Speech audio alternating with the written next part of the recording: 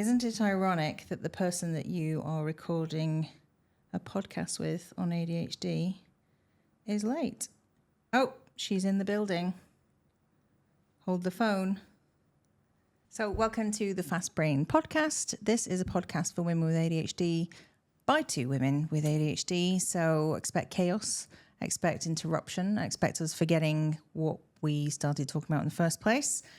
We're human. We're doing it. That's pretty much the main thing. And we really hope along the way that you get to find some relatable, inspirational, anecdotal stories for your general everyday life. My name's Dani. I am a coach, a health and wellbeing coach. I'm also the founder of a community called Fast Brain Women, and that's why we're here, because in that process, Lorna decided it would be a great idea to put something else on our to-do list. And we've actually done it. We're here, Lorna. Please, how did this happen? We're just not busy enough, I decided. Ouch. So how are we here? Well, you started something beautiful. You started to bring together some women who you knew were looking for some community, looking to connect with people like them. And I fell into your trap. My cult. And then, I listen to a lot of podcasts and I'm like, why not? Let's do it. Let's bring people together and talk about things that matter to us. So we're from the same little hometown. How did you end up here in Dubai? I just wanted to get out of the UK, not my hometown specifically. I've got some love for Bolton, I have to say.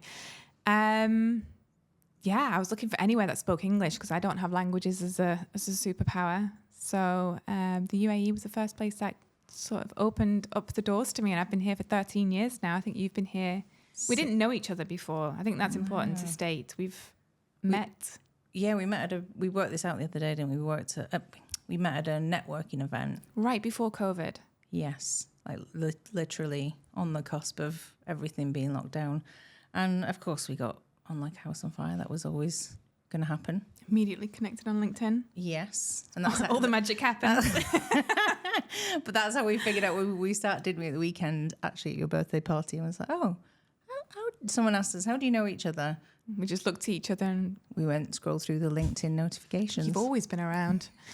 But no, I met you on my maternity leave, actually. I was going to a networking event at the time and you were there and we did some sort of treasure hunt and that was it. Yeah, I remember that now. No, it was, I think a lot of time in a place like this, when you're far from home, you just migrate towards like-minded people. I think the universe has a way, there's a magnetism of bringing us together. So I'm pretty grateful for that. So what's your vision for this podcast? I really just think there is a space for conversation, a space for helping women who have probably found out that they have ADHD or are, my new term, ADHD curious, later in life, right? So a lot of women who are in the Fast Brain community group, the majority have found out post 30 years old that this is the way that their brain works. I was diagnosed when I was 30-something. Can't remember exactly.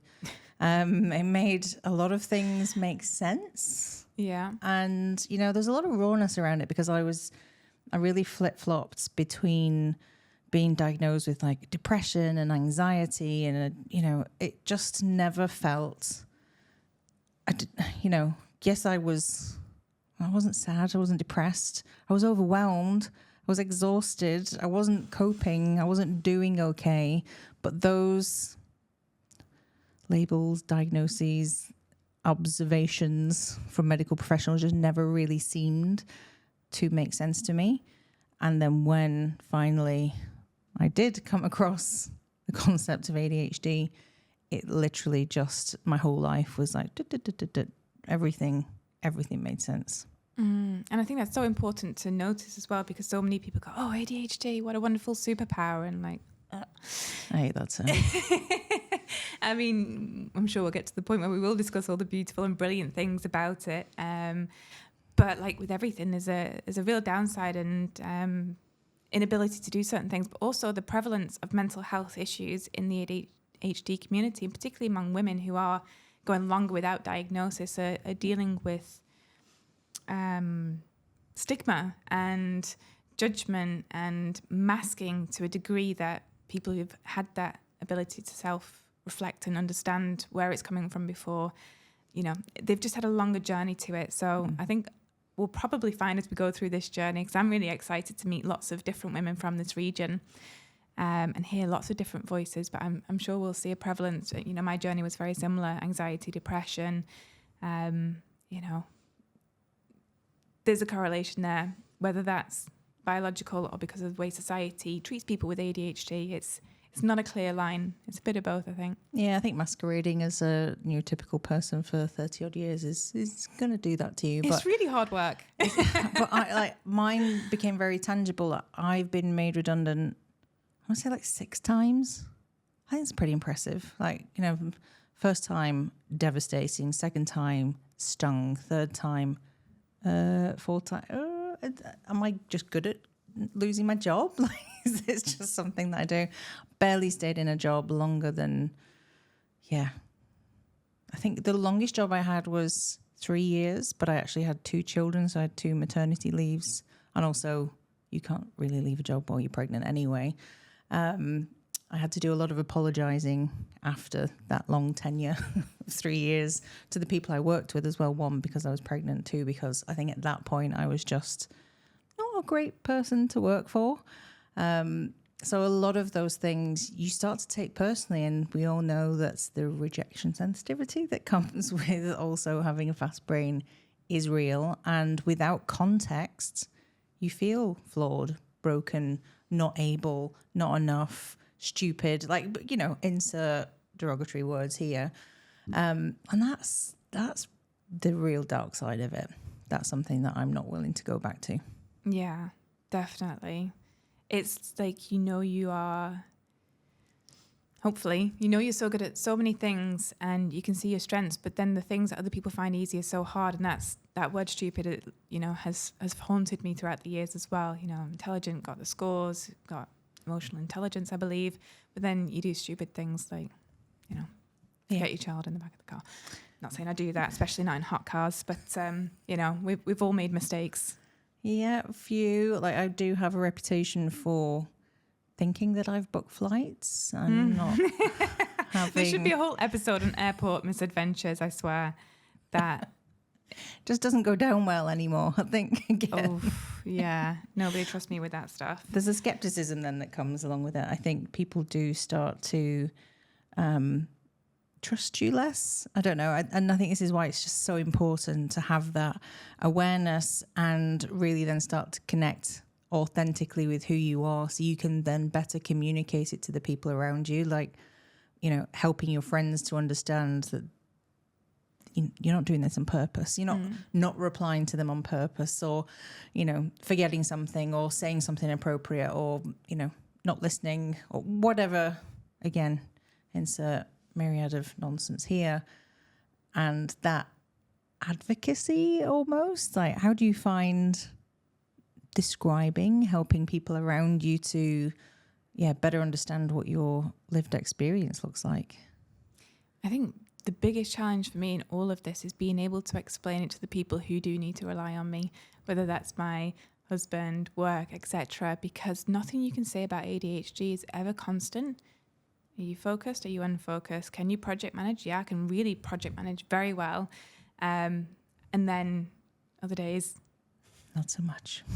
It's just shaking things in a bag and see what happens. Nothing is consistent. I can keep track of my belongings. Other days I'll lose absolutely everything. So I think that's the most confusing part, is nothing about it is every day I'm dealing with the same struggles. It's a new and exciting bag of struggles every day. You just don't know what you're going to wake up to. I feel like we need to frame that as I don't know, your a demotivational quote. Here she is, everybody. We'll just send that out before you go into a room or any kind of scenario. It's this is what you're going to get. Yeah. My husband's I don't know which version of you I'm going to wake up to each day. I'm that's what keeps us interesting, How do people really receive it? I know that if you've got that kind of good relationship at work with friends, humor can really help. There's a lot of memes get shared. I think there's a lot of definite social media posts of And unfortunately, I think the algorithm now serves like my husband a lot of ADHD content because he has me and my son to deal with. And that I think helps where he's like, oh, this is you, this is you, this is you. I mean, let's talk about that for a second, because the whole Instagram, TikTok gets a lot of slamming for self-diagnosis, but I'm not sure there's anything else that has made me feel quite as seen as what I've seen on social media. And you have to take it in with a pinch of salt and take what's useful and leave what's not, and work with a doctor and a psychologist and all of those things. I'm not saying it's a replacement, but there is nothing more validating. You don't want to go to the NHS website and just see a list of symptoms and then, it's just so dry. It's not like the lived experience of some of the sort of anecdotes you shared with me. Yeah, there's a lot of grimness on the clinical side, and I do think social media, and God bless the algorithm, does feed you content. I know even within like the fast brain women community, the sharing of memes, but there are just some that are so spot on. And actually sometimes when you don't have the words to really kind of communicate, or again, that's something that you do that just feels so ludicrous to other people, you can kind of just forward that and be like, I'm not the only one. Or things that you didn't even think were weird, and then someone makes a meme about it. You're like, doesn't everyone do that? And you're like, no. But real aha moments. Like what was one I shared with everyone the other week about oversharing, and that a lot of, especially women with ADHD, overshare because they feel that context will make them more digestible. Oh my God, we're in such danger. Is this going to be a career limiting podcast for me? I think it might be. Okay, so we've got quick fire questions. So we did want to get allegedly a spinny wheel, like we're at the fairground and we choose the questions. However, we forgot. So I'm just going to ask you these questions. I want to see what your answers are. We'll get through them as quickly as possible, to the point. I'm going to take it in turns though. It's not all about me. Okay. Tennis. Question tennis. Paddle is my new thing. Like everybody else in like Dubai. Everybody else. Pickleball. I think we need a wheel and like a stopwatch. I don't know. I feel like I want to like start the clock. I think that would be helpful. It would keep us on track. That is such a great tip. Have you got one of those focus clocks? Anyway, we're already going on a tangent. Right, we need a clock for next one. Okay, my first question is, what is your funniest ADHD whoopsie? So I left an entire suitcase in Dubai when I was in Saudi Arabia. And I needed those things because it wasn't just my belongings, it was also stuff for a workshop that I was supposed to be delivering that day. Okay. Nice. Yeah. How did that feel?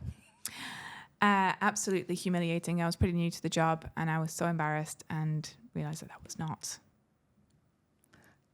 a normal thing to do. I feel we also need like a sound like whoopsie, like some kind of like horn we can blow. Okay, next question. Hey, my turn. Your turn. Okay, here we go. We knew the interrupting was going to happen. How has ADHD influenced what you do for work? So I'm now in the stage that I categorically know what I can't do for work. And at the moment that is dealing with clients. So very much I think my work is now going to be in the community. But in my healing journey, figuring out who I am authentically, figuring out what my values are, I know it's all about community. I know that this needs to be fun. And having healed myself and qualified as a coach 2017, 2018, I'm putting that into practice. And it used to be, I used to work in mental wellness with Safe Space. It was like big and broad. Now it's like laser focused. I'm like cutting away the nonsense. And again, understanding my ADHD, hyper focusing on my ADHD women. And that's what I'm going to be doing now. Long may that last. I hope that so. That is a Lorna. high hope. I hope so. Is this going to longevity is not come back to haunt me and say, oh, remember you said you were going to do that thing? Yes, I do. Okay. Remember when I said I was going to do that thing. Hold me accountable. Okay. Body double. All right. Thank you. You got it. If I remember. Take notes. Okay. Give me your top ADHD resource or tool that has been a game changer. Okay, quick fire. I will say community, connecting to other women who are experiencing similar struggles, journeys. And that's why I'm so excited about this podcast, to meet people similar but different than me, where we can learn from each other and grow. Yeah, it's like the whole thing, the whole like mental health world. And there's always that kind of like very campaignable line. It's like, you're not alone. It's so lonely when you first get diagnosed. It's, there is some individual work to be done, but the power of the group and the visibility is such a gift. But that's the whole thing. I think you can say something, you can tell someone you're not alone, but actually to make them feel that is a completely different thing. So community 101. My turn again. What is an ADHD myth? What is an ADHD myth that you would like to debunk? So I think that I really hate the fact that the clinical side, so the fact that it's like a diagnosis, it's a disorder, the D of ADHD. If we were with our ancestors back in cave times, we would have been so highly valued in our tribe. We would have been out there figuring out wheels, fire. We'd have been on high alert. We'd have been, really the people that are holding together civilization because of our fast brains. So fast brains, ADHD brains have always existed.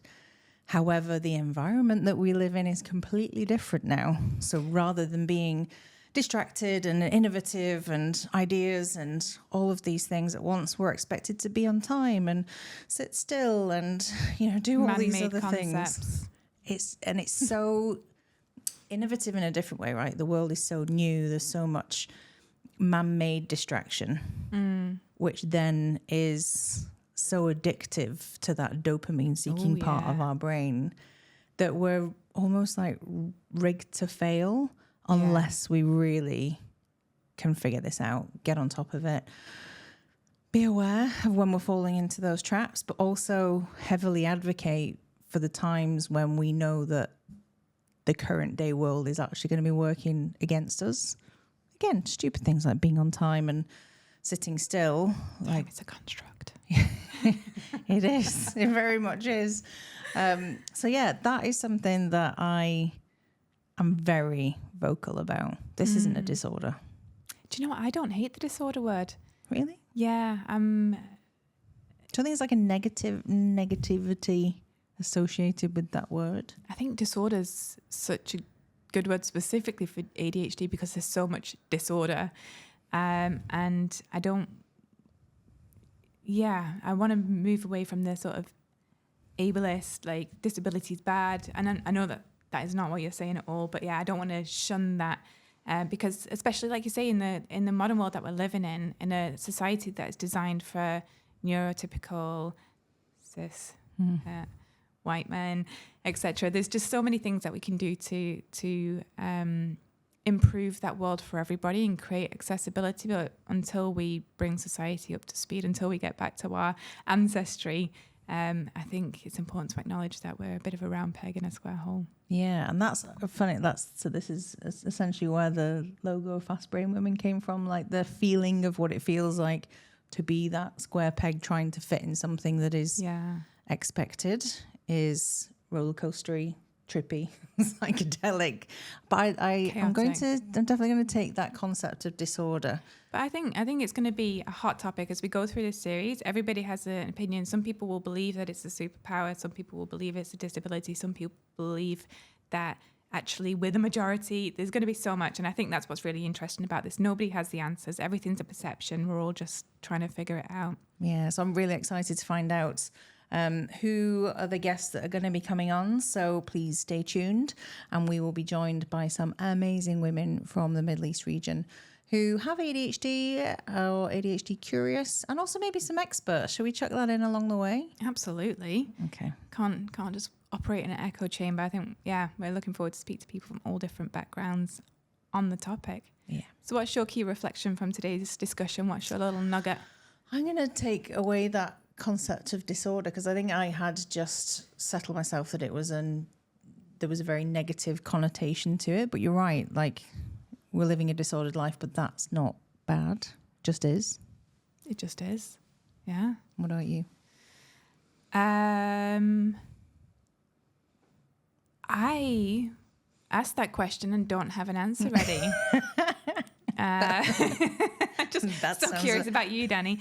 I think I just want to say I'm really excited. I think we've got some great guests lined up, like you said, and the diversity of thought that's going to come is going to be really cool. So all forward focus.